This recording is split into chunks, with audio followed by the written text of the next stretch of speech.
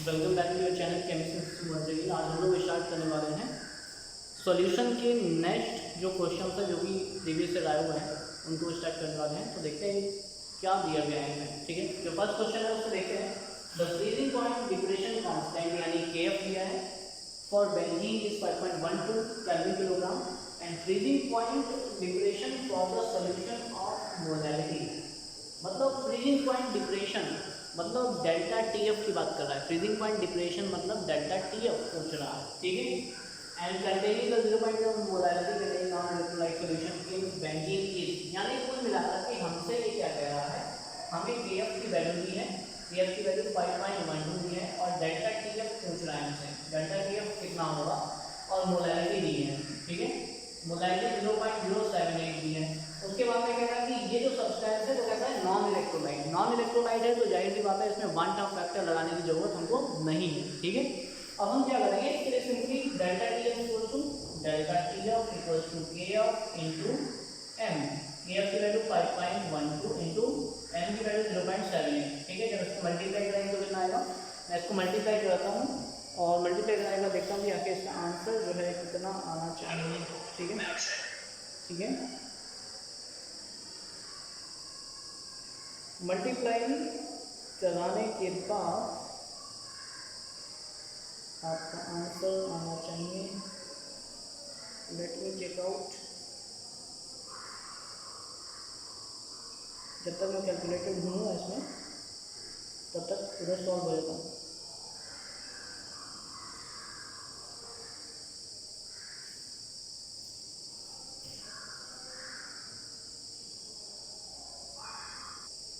Okay, यहाँ पे question में करेक्शन कर लेना कि यहाँ पे जो मोलैरिटी दी गई है वो 0.78 दी गई है। ठीक है, 0.78 की जब हम मल्टीप्लाई करेंगे इससे तो 0.78 की जब मल्टीप्लाई होगी तो 0.07 सही दिया, 0.078। ठीक, सही दिया है क्वेश्चन में। चलिए 0.078 जब करोगे तो मल्टीप्लाई करने पे आपके पास आंसर आना चाहिए 0.399। ठीक है, अब ये 0.399 0.4 के अराउंड समथिंग है तो हमारा ऑप्शन क्या हो जाएगा, थर्ड ऑप्शन। ठीक है, तो इस तरीके से हम लोगों ने क्या किया, इसको बहुत ही इजीली बहुत ही नेक्स्ट क्वेश्चन होने वाला है हमारा क्वेश्चन नंबर 2। क्वेश्चन नंबर 2 में क्या दिया गया है, vapour pressure of at 100 degree Celsius the vapour pressure of a solution. Vapour pressure of solution मतलब PS दिया है हमें, PS कितना दिया है 732 mmHg। ठीक है, उसके बाद में क्या दिया है, Kb दिया है, Kb की वैल्यू दी है, Kb की वैल्यू 0.52 है। उसके बाद में क्या पूछ रहा है, हमसे ये पूछ रहा है बॉइलिंग पॉइंट ऑफ सॉल्यूशन, यानी कि हमसे बॉइलिंग पॉइंट सॉल्यूशन का पूछ रहा है, Kb पूछ रहा है, Kb कितना होगा। ऐसा कोई तो फिलहाल फॉर्मूला अभी तक नहीं बनाया है कि जिसमें प्रेशर, वेपर प्रेशर और प्लस Kb दोनों एक साथ कैलकुलेट किए हों। इसका मतलब कहीं ना कहीं ये थोड़ा लॉजिकल क्वेश्चन बन गया है। ठीक है, लॉजिकल क्वेश्चन ये बन गया है कि अगर हम यहाँ से सपोज अपना डेल्टा TB निकालना चाहें, ठीक है, बॉइलिंग पॉइंट ऑफ सॉल्यूशन निकालने के लिए कौन सा फॉर्मूला लगाएंगे, TB minus T0B equals to KB into M। M क्या होता है, number of moles of solute upon mass of solvent. ये होता है number of moles of solute upon mass of solvent in kilogram, है ना। तो ये फॉर्मूला होता है। तो उसके लिए हमें देखो क्या क्या दिया है, हमें वाटर का बॉइलिंग पॉइंट मिल जाएगा, KB की वैल्यू मिल जाएगी, number of moles of solute हमें नहीं है हमारे पास, मास ऑफ सॉल्वेंट हमें दिया है 100 ग्राम वाटर में। ठीक है, हमारे पास number of moles of solute नहीं है लेकिन हमारे पास मास ऑफ सॉल्यूट है। लेकिन एक प्रॉब्लम ये है कि मास ऑफ सॉल्यूट से अगर नंबर ऑफ मोल्स निकालोगे तो मास अपॉन मोलर मास नहीं होता है, और मोलर मास हमें बताया नहीं गया है कि आखिर ये कंपाउंड क्या है। वो कंपाउंड एक उसका नाम ही नहीं दिया गया और ना ही उसका मोलर मास दिया गया है। तो ये क्वेश्चन कैसे करेंगे, इस क्वेश्चन को करने के लिए चलिए देखते हैं कैसे किया जाएगा। सबसे पहले तो हम क्या करेंगे कि इस क्वेश्चन में एक देखो वेपर प्रेशर दिया है सॉल्यूशन का, इसका मतलब कहीं ना कहीं ये रिलेटिव लोडिंग से क्वेश्चन भी कनेक्टेड है। ठीक है, दो क्वेश्चन को मिला करके ये एक क्वेश्चन बनाया गया है। तो हम स्टार्ट करते हैं यहाँ से, आई होप आपको दिख रहा होगा, P0 minus PS upon P0 equals to number of moles of solute. Mole fraction of solute के डायरेक्टली प्रोपोर्शनल होता है रिलेटिव लोडिंग। तो X2 लिखेंगे, X2 क्या होगा N2 upon N1, N2 upon N1 plus N2, लेकिन डिनोमिनेटर में solute को क्या कर देंगे, नेग्लेक्ट कर कर देंगे, ठीक है। वैल्यू रखो यहाँ से हमें क्या मिलेगा, सॉल्यूट के नंबर ऑफ मोल्स मिल जाएंगे, नहीं मिल जाएगा, यहाँ से नंबर ऑफ मोल्स मिल जाएंगे। अब क्वेश्चन ये सोच रहे हो कि यहाँ से जो पी नॉट है ना, पी नॉट जो क्या होता है, pure vapour pressure of pure liquid यानी प्योर वाटर का कितना होता है, वेपर प्रेशर जो प्योर लिक्विड का होता है, वाटर का जो वेपर प्रेशर होता है वो 1 atm होता है, ठीक है।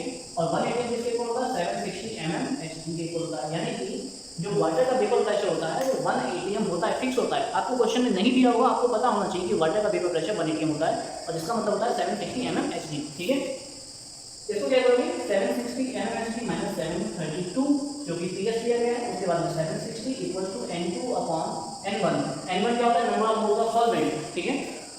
तो मास अपॉन मोलर मास 18 होता है वाटर का, क्योंकि वाटर हमारा है यहाँ पे सॉल्वेंट 100 अपॉन 18, तो 18 क्या चला जाएगा, ऊपर चला जाएगा, ठीक है, क्योंकि डिवाइड में है तो ऊपर जाएगा। उसके बाद में कितना बचा हमारे पास, ये बचा है 760 के बाद में 3028 divide by 760 multiply equal to N2 18 divide by 100।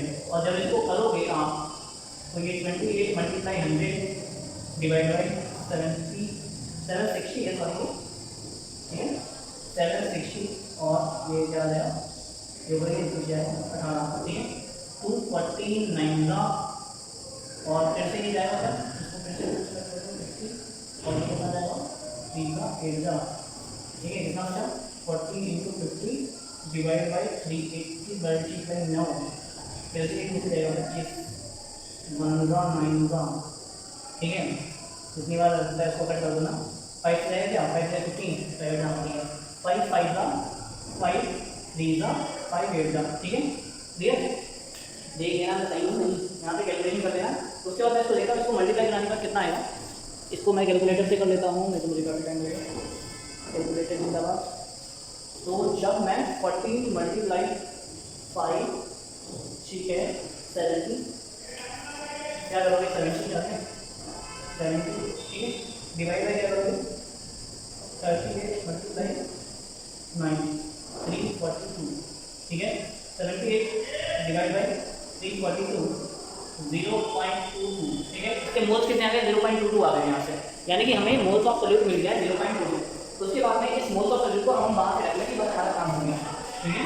तो यहाँ पर हम बचेंगे, मैं इसको बता रहा हूँ, काम खत्म हो गया। तो T माइनस 3 वाले के साथ क्या है, 3 वाले 100 को कैसे करते हो, यहाँ पे हम लोग आंसर किसने दिया, डिग्री सेल्सियस में दिया, तो टेम्परेचर आप डिग्री सेल्सियस में रख सकते हो 100 डिग्री सेल्सियस, ठीक है, इक्वल टू K की वैल्यू 0.52 मल्टीप्लाई N2 आपको मिला है, हमें कितना मिला है, N2 0.22 divide by number of mass of solvent 100 kilogram में रखोगे तो 1000 से डिवाइड करोगे तो ऊपर जाएगा, मतलब ये 10 0 चलेगा, बचा कितना PV इक्वल टू 0.52 इंटू 2.2 और ये माइनस का हो जाएगा, क्या हो जाएगा, प्लस हो जाएगा, ठीक है।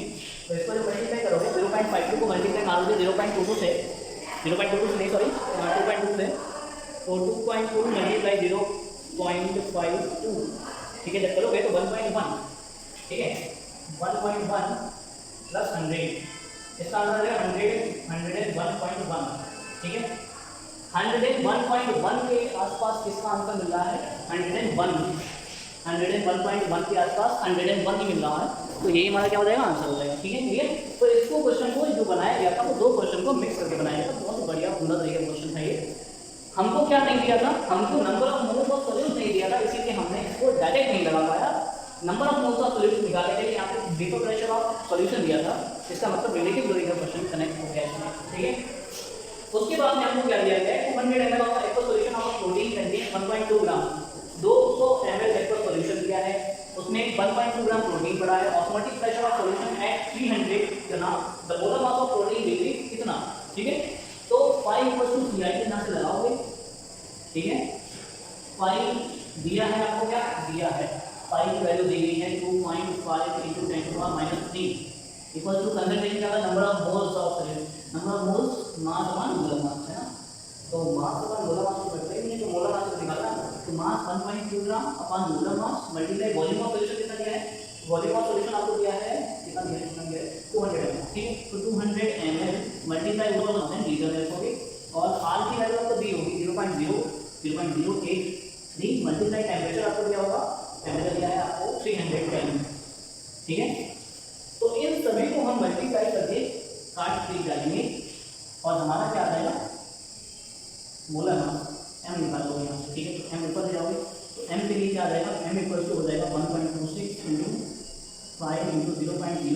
3 मल्टीप्लाई 300 डिवाइड बाई 2.5 -3, ठीक है, ये हो जाएगा। अब इसको क्या करोगे, मल्टीप्लाई कर दोगे। अब इसको मैं मल्टीप्लाई करके सीधे आंसर बता दूंगा कितना आएगा, ठीक है, ओके। दिखाई नहीं दे रहा है, ओके।